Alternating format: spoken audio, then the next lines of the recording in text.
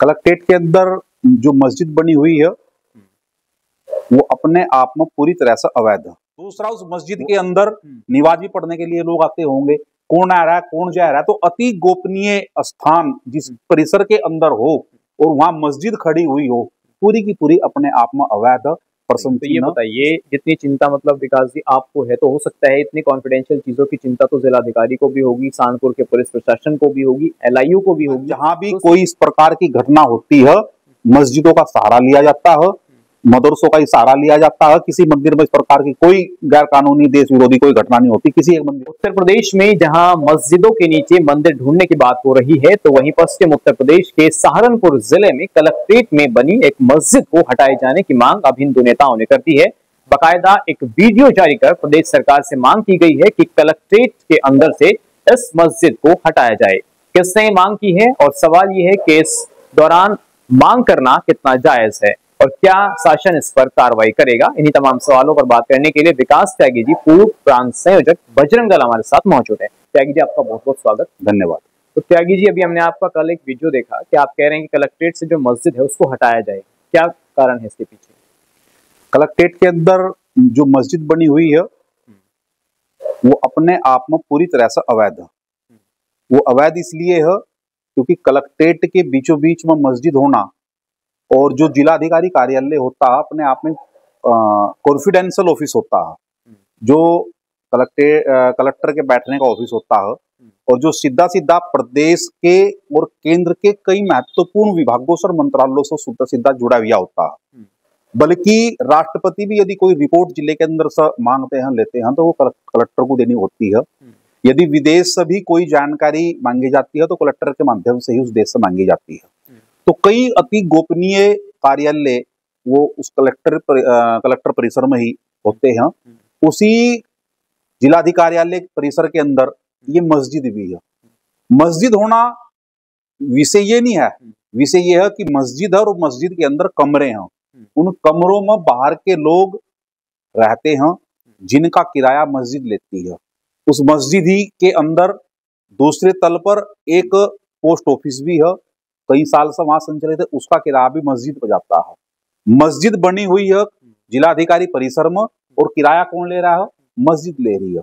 मस्जिद पूरी की पूरी अपने आप में अवैध है।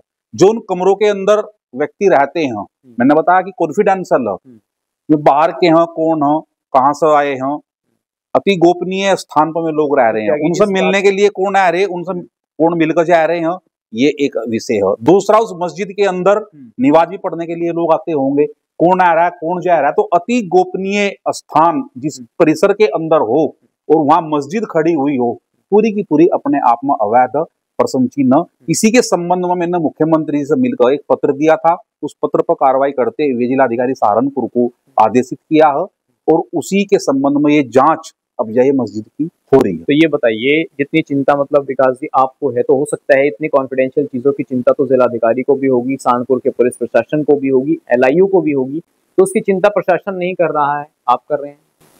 कुछ राजनीतिक मामले होते हैं जिन्हें प्रशासन चाहते हुए भी वो नहीं कर सकते। ये मुझे दिखाई दिया कि हाँ, वास्तव में ये चिंता का विषय है, तो मैंने प्रदेश के मुखिया योगी आदित्यनाथ जी को अवगत कराया। मुख्यमंत्री कार्यालय ने का संज्ञान लिया तो DM कार्यालय से कार्रवाई के लिए उन्होंने DM सहारनपुर को कहा है। तो इसी चिंता है कि अति गोपनीय स्थान पर इस प्रकार का कोई और जहां बाहर के लोग आते हों तो ये गोपनीयता भंग हो रही है। तो ये बताइए, लंबे समय से वहां मस्जिद है, जब आज तक वहां इस तरीके की कोई चीज नहीं हुई, काफी लंबे समय से सरकारें सपा बसपा की भी रही हैं, कभी इस तरीके की चीजें कलेक्ट्रेट में नहीं हुई हैं, तो आप ये कैसे कह सकते हैं कि वहां इस तरीके की कॉन्फिडेंशियल चीजें होती हैं तो वहां गड़बड़ हो सकती है? देखो, जब दुर्घटना होती है सड़क पर चलते हुए तो वो जीवन में बार बार नहीं होता। कोई ही व्यक्ति ऐसा होगा जिसका जीवन में 2 बार एक्सीडेंट हुआ होगा, 3 बार एक्सीडेंट हुआ होगा। एक्सीडेंट जीवन में एक बार होता है, आदमी उसी से सीखता है, फिर इसीलिए वो अपने आप को सुरक्षित करता है। जब उस स्थान पर कोई घटना घट जाएगी, क्या प्रशासन जब भी सोचेगा, क्या जब भी उसको फिर एक्शन लेगा? तो वह घटना ना घटे, हम अपने आप को सुरक्षित करना चाहिए, उन्हीं चिंताओं से मैं अवगत कराया। तो क्या वहां मंदिर नहीं है, सिर्फ मस्जिद ही है कलेक्ट्रेट में? नहीं, देखो आप थोड़ा विषय समझो।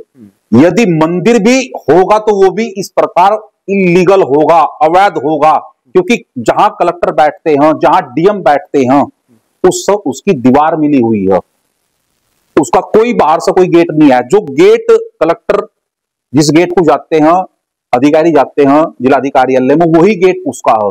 यदि कोई सरकारी स्थान है, इस प्रकार का कोई परिसर है, यदि कहीं मंदिर है तो उसका गेट बाहर को होगा और अन्य चीजें वो प्रभावित नहीं करते होंगे। वो जो मस्जिद है, वो मस्जिद बिल्कुल सेंटर में है। और अभी मुझे किसी ने बताया कि ना कि 1947 से पहले है, अंग्रेजों के समय की मस्जिद है। भैया वो मस्जिद चाहे अंग्रेजों के जमाने की हो, चाहे वो मुगलों के जमाने की हो, और वो चाहे उससे भी पहले हो, वो पूरी तरह से अवैध है। अब उसे वक्फ की बताओगे कि ये वक्फ की भूमि है, तो जब वक्फ की भूमि में आपकी मस्जिद है तो हो सकता है जिलाधिकारी कार्यालय भी वक्फ की भूमि में हो। तो जब जिलाधिकारी कार्यालय वक्फ की भूमि हो तो फिर जिलाधिकारी कार्यालय वहां से हटना चाहिए, तो उसे हटा दो आप। तो विकास जी, आप ये कह रहे हैं कि सिर्फ मैं मस्जिद का विरोधी नहीं हूं, अगर मंदिर भी वहां होगा तो उसको भी हटाया जाए? बिल्कुल, क्योंकि वो मस्जिद है और कोई मंदिर पूरे जिले के अंदर ऐसा नहीं दिखाई देता कि उस तक इस प्रकार की चीजें प्रभावित हो रही होंगी। और आपने देखा होगा जहां भी कोई इस प्रकार की घटना होती है, मस्जिदों का सहारा लिया जाता है, मदरसों का ही सहारा लिया जाता है। किसी मंदिर में इस प्रकार की कोई गैर कानूनी देश विरोधी कोई घटना नहीं होती, किसी एक मंदिर में नहीं होती, सिर्फ मदरसों में और मंदिर में होती, मस्जिद में होती है। इसीलिए मैंने ये आवाज उठाई कि कल को कोई इस प्रकार की घटना ना घटे, मस्जिद अवैध है, मस्जिद हटनी। तो आपको कुछ इस तरीके के संदेश या कुछ तरीके की जानकारियां मिल रही हैं कि वहां बाहर से आके लोग रहते हैं, कुछ गलत हो सकता है, ऐसी जानकारियां हैं आपके पास? मैं ये कह रहा हूं कि जो कमरे वहां से वो बाहर के लोगों को किराए पर दिए हुए हैं, जो वहां निवाज पढ़ने के लिए आते हैं वो बाहर के ही तो लोग हैं। ज्यादातर तो कलेक्ट्रेट में जो कर्मचारी हैं वो भी नमाज पढ़ने आते हैं। नहीं, कलेक्ट्रेट का कर्मचारी नमाज पढ़ रहा है। आप ये देखिए वहां जाकर कि कलेक्ट्रेट के कर्मचारी कितने, 2-3 कर्मचारी होंगे, 4 कर्मचारी होंगे, लेकिन बाहर के कितने लोग वहां नमाज पढ़ने के लिए जा रहे हैं, उनमें कौन आ रहा हो, किसकी क्या गतिविधि है, ये नजर थोड़ा 24 घंटे रखी जाएगी। और क्यों आप इतना रिस्क ले रहे हो? मस्जिद उठाकर कहीं और रख दो, तो मुसलमान इस पर ऐतराज नहीं करें? अब उस चीज का मुझे नहीं पता, मुझे ऐतराज है उस चीज पर, मैं ऐतराज कर रहे नहीं कर रहे वो विषय मेरा नहीं है। तो आपने जिलाधिकारी से भी इस विषय में बात की? हाँ, मुख्यमंत्री से की? नहीं, इसके लिए हमने 6 महीने पहले एक आरटीआई डाली थी।